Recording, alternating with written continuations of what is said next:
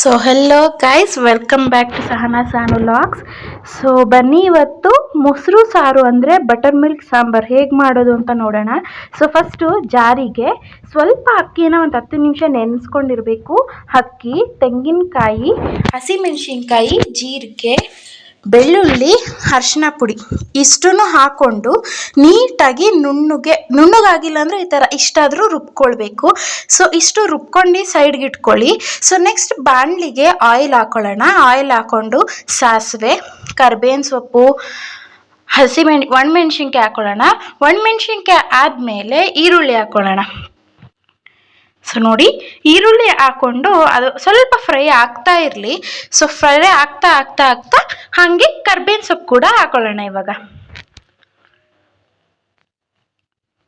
So ಈರುಳ್ಳಿ ನೋಡಿ fry ಆಗಬೇಕು ನೀಟಾಗಿ.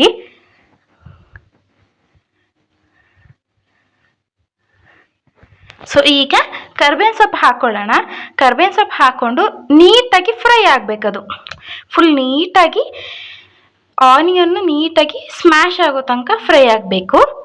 ಸೊ ಗೈಸ್, ಇನ್ನೊಂದು ಹೇಳಬೇಕು ಅಂದ್ಕೊಂಡೆ, ನಿಮ್ಗೆ ಯಾವುದೇ ಥರ ರೆಸಿಪಿ ಹೊಸ ಥರ ಬೇಕು ಅಂತ ಹೇಳಿದ್ರೆ ನನಗೆ ಕಮೆಂಟ್ ಮೂಲಕ ತಿಳಿಸ್ಕೊಡ್ತು ಅಂತ ಹೇಳಿದ್ರೆ ನಾನು ಮಾಡ್ತೀನಿ ಆ ವಿಡಿಯೋನ. ಸೊ ನನಗೂ ಐಡಿಯಾಸ್ ಬರ್ತಲ್ಲ ಯಾವ ಥರ ವಿಡಿಯೋ ಮಾಡಬೇಕಂತ.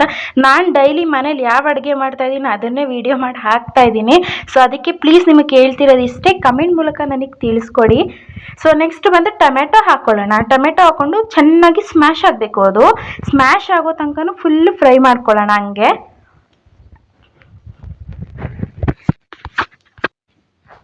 ಸೊ ನೋಡಿ, ಆಲ್ಮೋಸ್ಟ್ ಫ್ರೈ ಆಗ್ತಾ ಇದೆ.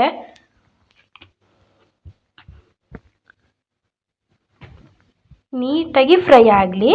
ಸೊ ಫ್ರೈ ಆಗಿದ ತಕ್ಷಣ ಆ ಮಸಾಲೆ ನಾವೇನು ಆಡಿಸ್ಕೊಂಡಿರ್ತೀವಲ್ಲ, ಸೊ ಅದನ್ನು ಹಾಕಬೇಕಾಗತ್ತೆ.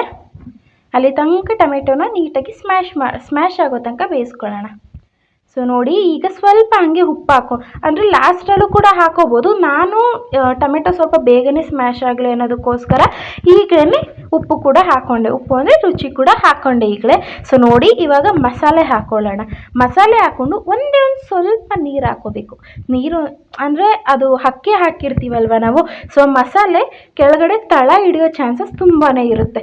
ಸೊ ಅದಕ್ಕೋಸ್ಕರ ಫಸ್ಟೇನೆ ಒಂದು ಸ್ವಲ್ಪ ನೀರು, ಒಂದು 1/4 ಕಪ್ಪಷ್ಟು ನೀರು ಹಾಕ್ಕೊಂಡು ಮಸಾಲೆ ಹಾಕ್ಬಿಟ್ಟು ನೀಟಾಗಿ ಅದು ಎಣ್ಣೆ ಬಿಡಬೇಕು. ಎಣ್ಣೆ ಬಿಡೋ ತನಕ ನೀಟಾಗಿ ಫ್ರೈ ಆಗಬೇಕು ಅದು. ಯಾಕಂದರೆ ಹಸಿ ವಾಸನೆ ಇರುತ್ತೆ, ಹಸಿಮೆಣ್ಸಿನ್ಕಾಯ್ದು, ಬೆಳ್ಳುಳ್ಳಿದು, ಕಾಯಿ ಇದೆಲ್ಲ ಇರುತ್ತಲ್ಲ. ಸೊ ಅದೆಲ್ಲ ಹೋಗಬೇಕು, ಹಸಿ ಸ್ಮೆಲ್ ಹೋಗಬೇಕು. ಹಸಿ ಸ್ಮೆಲ್ ಹೋಗೋ ತನಕ ಕೂಡ ನೀಟಾಗಿ ಎಣ್ಣೆ ಬಿಡೋ ತನಕ ನೀಟಾಗಿ ಫ್ರೈ ಆಗಬೇಕು. ನೋಡಿ, ತಳ ಹಿಡಿಯೋ ಚಾನ್ಸಸ್ ಇರುತ್ತೆ. ನಾನು ನೀರು ಹಾಕಿದರೂ ಕೂಡ ತಳ ಹಿಡಿಯೋ ಚಾನ್ಸಸ್ ಇರುತ್ತೆ. ಬಟ್ ನನಗೆ ಹಿಡ್ದಿಲ್ಲ ಅಲ್ಲ, ನಿಮ್ಗೆ ಹೇಳಿದ್ದು. ಸೊ ನೀಟಾಗಿ ಫ್ರೈ ಹಂಗೆ ಕೈ ಅಳ್ಳಾಡಿಸ್ತಾ ಇರಿ ಮಧ್ಯದಲ್ಲಿ ಒಂದು 2-3 ಸರಿ. ಈಗ ನೋಡಿ, ಆಲ್ಮೋಸ್ಟ್ ಎಣ್ಣೆ ಬಿಟ್ಟಿದೆ. ನಿಮಗೆ ತೋರಿಸ್ತಾ ಇದ್ದೀನಿ, ನೋಡ್ತಾ ಇರ್ಬೋದು ನೀವು ಎಷ್ಟು ಚೆನ್ನಾಗಿ ಆಗಿದೆ ಅಂತ ಅಂದ್ಬಿಟ್ಟು. ಫುಲ್ಲು ಈ ಅಡುಗೆ ಮಾಡುವಾಗ ಮನೆಯೆಲ್ಲ ಫುಲ್ಲು ಘಮ ಘಮ ಅಂತ ಇರುತ್ತೆ. ಯಾವಾಗಾದರೂ ಅನ್ನ ಹಾಕೊಂಡು ಊಟ ಮಾಡ್ತೀವೋ ಅನ್ನೋ ಮಟ್ಟಿಗೆ ಆಗಿರುತ್ತೆ. ನಿಜವಾಗ್ಲೂ ಅಷ್ಟು ಟೇಸ್ಟಾಗಿರುತ್ತೆ ಮಾತ್ರ ಈ ಸಾಂಬಾರು. ನನಗಂತೂ ತುಂಬ ಅಂದರೆ ತುಂಬ ಇಷ್ಟ. ನನಗಷ್ಟೆಲ್ಲ ನಮ್ಮ ಮನೆಯವ್ರಿಗೆ ಯಾರಿಗೆ ಕೊಟ್ಟರು ಈ ಸಾಂಬಾರು ಅಂದರೆ ತುಂಬಾ ಇಷ್ಟ. ಸೊ ನೋಡಿ, ಆಲ್ಮೋಸ್ಟ್ ಈಗ ಆಯಿತು. ಸೊ ಈಗ ಗ್ಯಾಸ್ ಆಫ್ ಮಾಡ್ಕೊಬಿಡ್ಬೇಕಾಗುತ್ತೆ. ಗ್ಯಾಸ್ ಆಫ್ ಮಾಡಿಬಿಟ್ಟು ಒಂದು 10 ನಿಮಿಷ ಬೆಚ್ಚಗಾಗಕ್ಕೆ ಬಿಟ್ಟಿರೋಣ. ಸೊ ಬೆಚ್ಚಗೆ ಆದಮೇಲೆ ನಿಮಗೆ ಮೊಸರು ಮೊಸರು ಹಾಕ್ಕೊಂಡು ನೀಟಾಗಿ ಮಿಕ್ಸ್ ಮಾಡ್ಕೋಬೇಕು. ಈಗ ಏನಾದ್ರು ನಿಮಗೆ ನಾನು ಮಾಡಿರೋದು ಬಂದು ಒಂದು 4ರಿಂದ 5 ಜನ ಊಟ ಮಾಡ್ಬೋದು. ಸೊ ಜಾಸ್ತಿ ಅಂತ ಹೇಳಿದ್ರೆ ಇದು ಗಟ್ಟಿ ಇರುತ್ತೆ. ನೋಡಿ, ಫುಲ್ಲು ನಾನು ಅರ್ಧ ಲೀಟ್ರ್ ಮೊಸರು ಹಾಕ್ಕೊಂಡಿದ್ದೆ, ಗಟ್ಟಿ ಇದೆ. ಇನ್ನೊಂದು ಸ್ವಲ್ಪನೂ ನೀರು ಮಿಕ್ಸ್ ಮಾಡಿಲ್ಲ. ಬಟ್ ಹೆವಿ ಗಟ್ಟಿ ಆಯಿತು. ಹೆವಿ ಗಟ್ಟಿ ನನಗೂ ಇಷ್ಟ ಆಗಲ್ಲ. ಸೊ 1 ಗ್ಲಾಸು ನಾನು ಬಂದು ನೀರು ಮಿಕ್ಸ್ ಮಾಡಿಕೊಂಡೆ, ಒಂದೇ 1 ಗ್ಲಾಸು. ಸೊ ನೀರು ಮಿಕ್ಸ್ ಮಾಡಿಕೊಂಡು ಈಗ ನೀವು ರುಚಿನ ಚೆಕ್ ಮಾಡ್ಕೊಳ್ಳಿ, ಸಪ್ಪೆ ಇದೆಯಾ ಏನು ಅಂತಂದ್ಬಿಟ್ಟು. ಇನ್ ಕೇಸ್ ಏನಾದ್ರು ಸಪ್ಪೆ ಇತ್ತು ಅಂತ ಹೇಳಿದ್ರೆ ಈಗಲೇ ನೀವು ಉಪ್ಪು ಹಾಕ್ಕೊಳ್ಬೋದು. ನೀಟಾಗಿ ಮಿಕ್ಸ್ ಮಾಡಿ. ನೋಡಿ ಗೈಸ್, ಫೈನಲಿ ಮೊಸರು ಸಾರು ಅಂದರೆ ಬಟರ್ ಮಿಲ್ಕ್ ಸಾಂಬಾರ್ ರೆಡಿ ಆಯಿತು. ನಿಜವಾಗ್ಲೂ ತುಂಬ ಅಂದರೆ ತುಂಬಾ ಟೇಸ್ಟ್ ಆಗಿರುತ್ತೆ. ಒಂದೇ ಒಂದು ಸಲ ಟ್ರೈ ಮಾಡಿ. ಸೊ ಫೈನಲಿ ನೋಡಿದ್ರಲ್ಲ, ಬಟರ್ ಮಿಲ್ಕ್ ಸಾಂಬಾರು ಎಷ್ಟು ಈಸಿಯಾಗಿ ಮಾಡ್ಬೋದು ಅಂತ.